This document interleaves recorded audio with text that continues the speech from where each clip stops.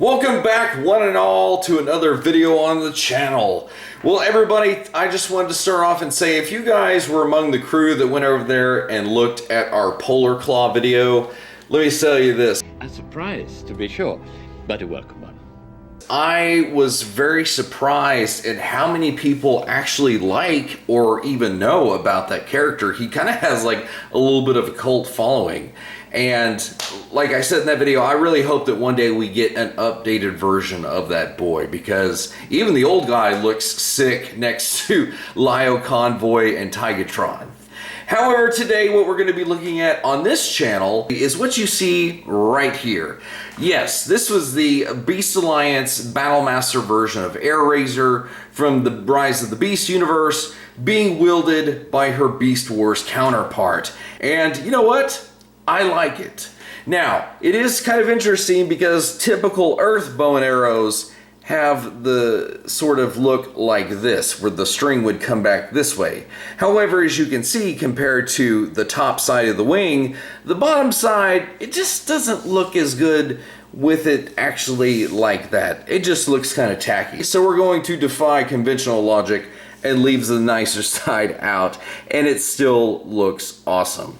Now, this girl right here does not come with this. This is actually taken from the Kingdom version of Mirage, and it just looked like an arrowhead, so I thought that's pretty awesome. And as you can see here, thanks to that 5mm peg hole, especially with the blast effect, that bow and arrow mode looks pretty sick. Now granted, her beast mode does not look bad. It actually looks pretty good, even alongside her other Beast Alliance figures. However, what if I told you that this girl also converted into a shield? And the funny thing about it is it's literally a permeation of her bow and arrow mode. So basically you just kind of bring her wings up like that, and you can kind of see that it's got the clips there, and literally you just go ahead and clip it in like that, and that is her shield mode. And she still literally has to hold it kind of like a gun. However, when you have her facing opponents like we can see with Bludgeon here, the focus will not so much be on the shield, although there may be some photographs where it will be. Yet at the same time, that can lead to some funny photographs like we see here, where poor Bludgeon was not expecting somebody to bring a gun shield to a sword fight. And continuing on with our theme of small yet fun figures, we transition to the core class Dinobots. And is it just me, or are these guys actually kind of fun despite the fact that they're of the smallest size there is? And maybe that's due to the fact that they make a kind of nice containable size version of Volcanicus. But then again, it also could be that a certain guy that is not one of the legendary 5 has really caught my eye, because I love an Ankylosaurus as a dinosaur, and the fact that this guy is just huge and chunky, that is so awesome. Now, the one thing whenever I see this guy is it makes me want to see a Voyager size class version of Scarr to go with the other legendary 5 that we're going to be getting.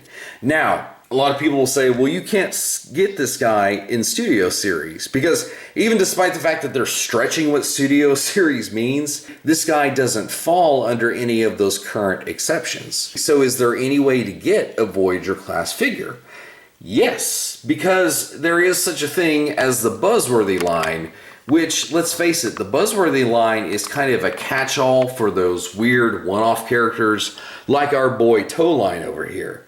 So literally you could release a Voyager class Scarr, just make him a Voyager Buzzworthy figure, and there, problem solved. You can have all 6 Dinobots, and you aren't breaking Hasbro's rule of what falls under Studio Series 86, and everybody's happy. So if you guys saw my Tarn review, you know that I totally dug this figure. And it's just the fact that Tarn, especially being the character it represents, just kind of has a really awesome vibe about him. And I thought, you know what, that's going to be pretty hard to beat. And then this guy rocked onto the scene, and he basically just clone stamped everything that was cool about Tarn, but then he got a samurai head that's not quite a skull face, and they gave him a sword, slapped him in kind of a yellowish orange color with some other wild things, and I thought, you know what?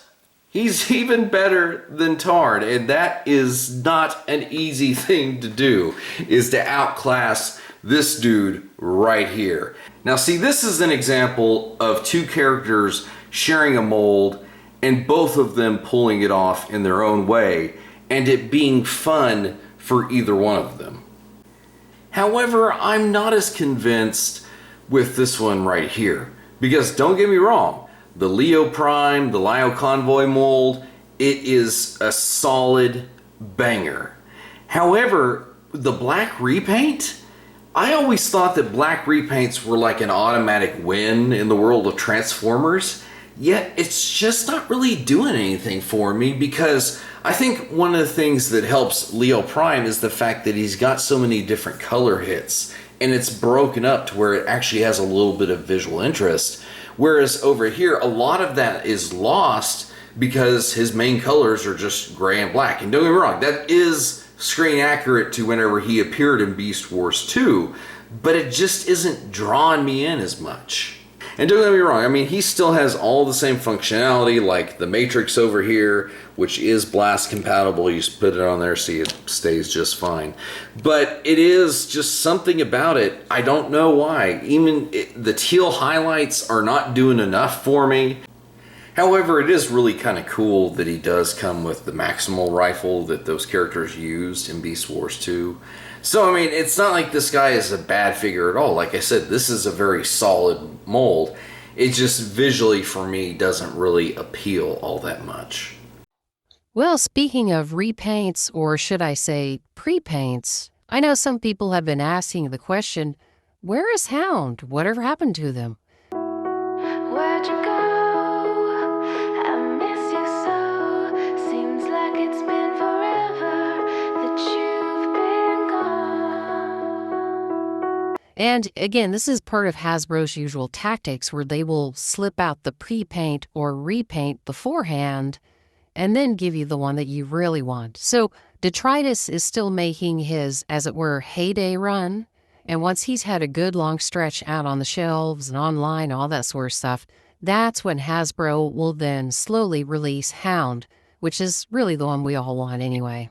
However, even higher tier items, like the HasLab Star Saber, have needed a few adjustments, or should I say improvements, which is obviously very disappointing considering its somewhat, shall we say, uncomfortable price tag. If you're looking at Victory Saber and going, dude, something's different, well, you're not entirely wrong. Little disclaimer, we are not being sponsored, but I did want to show you the upgrade kit. So we're actually going to start with the wings, because why wouldn't we? And you can see here that the wings have actually been extended from their original point right here. Now, the other thing about this is on the stock Hasbro version, the back of it's hollowed out in places. Whereas if you look at the wing tips over here on the upgrade kit, they're actually filled in and have all that detail with no hollow nastiness. So it does come with this replacement face, which as you can see in the faceplate, it has a heck of a lot more detail. But one thing I noticed is on this replacement head, the eyes look like it's much more scowly. And for Victory Saber, I actually like the much more, well, non-scowling eyes. It's just a little bit more optimistic. And here on this face, it just looks like he's a slight bit angry. Here you can actually see that the cannons are quite a bit longer, and as opposed to Hasbro's hollowed out ones, again, this is more filled in on the underside while retaining the 5mm combat ports. And they actually are compatible with the blast effects. It is a little bit of a tighter fit, but again, as you can see here with the one that we do have plugged in, it does work. Now, one of the things that also does come with is replacement gold stickers for both Star and Leo, because some of the chrome goldy bits on theirs were not that awesome. Mine is actually in pretty good condition, so I don't think I'm going to apply them, but it is an option. So for a guy with Saber in his name, he actually came with one that was pretty minuscule. And when you compare it to the one that we've got over here, you can see it is a significant upgrade. Now, this is the way that I prefer to put his blade in his actual hilt. But as you can see, it is at a slight angle, but I mean, it is pretty secure in there. However, the traditional look is still available because you can turn the sword sideways. And as you can see, it's a very, very clean fit. So just some of the stuff that I like and how it is actually just the smallest little bit of upgrades that make Victory Saber look awesome as he does. And maybe like poetry, it's appropriate that we finish on an Airazor, considering that we started on one. However, what you see here is something that I did not know I was building a collection of. And what do I mean by that? Well, on this channel before, we have discussed many a time about this guy and how his fellow repaints were meant to save the day when Beast Machines started to go down the crapper. Now, I did not know that apparently this version of Airazor and this version of Rat Trap that I have are also among those repaints. Yet, that does make these guys kind of cool because we never saw Rat Trap sporting this color scheme. And as you probably can guess, since the boy is sporting a metallic blue with a majority of orange, accented with a bunch of silver, yeah, I definitely like this version of Rat Trap. It's the only one that we're missing is apparently a red repaint of Cheetor. And I was like, wow, I did not know I was building a slight subset of this collection. So, I don't know, maybe I'll have to hunt one down on eBay. So speaking of alternately colored Cheetors, after we get a new one from Hasbro, I'm hoping that they will reuse that mold to give us another one of Shockarak's Heralds, that being Cataclysm, which, trust me, it would be kind of cool to see a Transmetal Cheetor rocking the color palette of Constructicon Chic. Dinobot, you may start the feast. Hey! Let me add some hot Cheetor pepper to spice things up!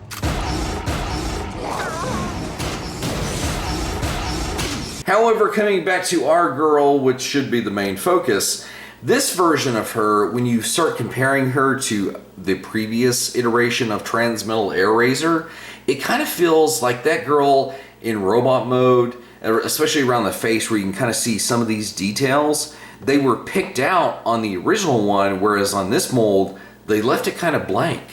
Plus the other thing is, on that other girl, on her wings, and on her tail fin, and everything else, it kind of feels like they went to town a little bit more, and this one just kind of feels a little bit manila.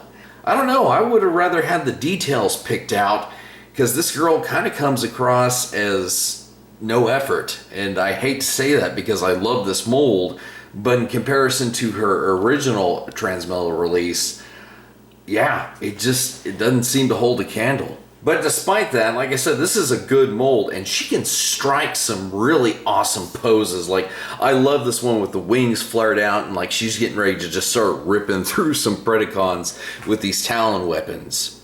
Now, another thing that's just kind of a side effect of her being a Transmetal and having alternate pieces and such was she has what forms these pontoons that, because of the way they can pivot and everything, essentially you could make them look like over-the-shoulder machine guns. And again, for a girl that has a pretty slick robot mode, it's an interesting design choice that was just discovered by happenstance. But I kind of like that idea that not only does she have giant talons mounted at the bottom of her wrist that she can literally rip through you with, but if she wants to, she has these machine guns that can pop out and tear you apart that way. So definitely our girl is not lacking in any firepower at all. So here's our girl in beast mode, and you are probably noticing the one thing about this figure that I'm the most sad about, and that's the fact that a lot of Transmetals over the years, the chrome little bits, they start to crack and flake, and I mean everywhere from her beak to her entire back section is unfortunately suffering from that. And this is one of the worst ones in my collection as far as the flaking goes. I have an original red Rat Trap, and he's the only other one that kind of has this terrible thing going on. However, that does not diminish, again, the sculpting and the detailing that they went to make this a mechanical Peregrine Falcon.